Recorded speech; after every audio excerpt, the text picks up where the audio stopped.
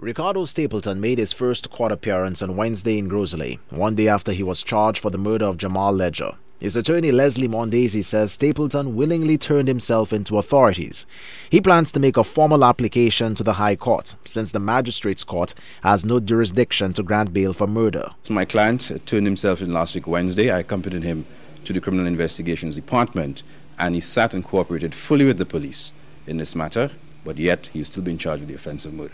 The decision to charge Stapleton with murder and not the lesser charge of manslaughter has caused public outrage and fueled a constitutional debate among legal observers.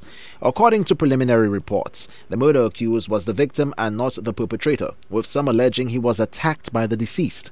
A mystified Mondesi argues his client acted in self-defense and did not intentionally commit murder. I don't want to go into it too much, but basically, our thing is that my client was defending himself from attack by four masked men, basically, and now he's facing this charge before the court. While Mondesi declined to comment on the details of the case, he offered his opinion on the perceived fallout. My personal opinion is that it sets a bad precedent. That's what I'm thinking. But whatever instructions the police received, they acted upon it. But again, it's a bad precedent. Right now, you cannot defend yourself in St.Lucia from an attack by persons. I mean, this thing is always over the news.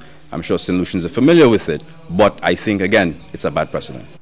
Law enforcement officials say the Director of Public Prosecution is the constitutional authority in St. Lucia for the prosecution of all criminal matters, including indictable offenses.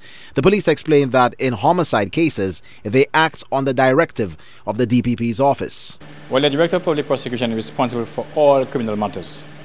So you should have to discuss with the police officers and direct them when it comes to all criminal matters. The Director of Public Prosecutions, Victoria Charles Clark, was reportedly in a meeting late Wednesday and was unavailable for comment. Winston Springer Jr., HTS News, Channel 4.